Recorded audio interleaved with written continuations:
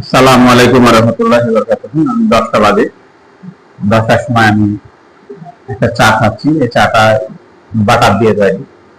হ্যাঁ, এটাতে কোনো চিনি নেই, ক্লিন শট আছে।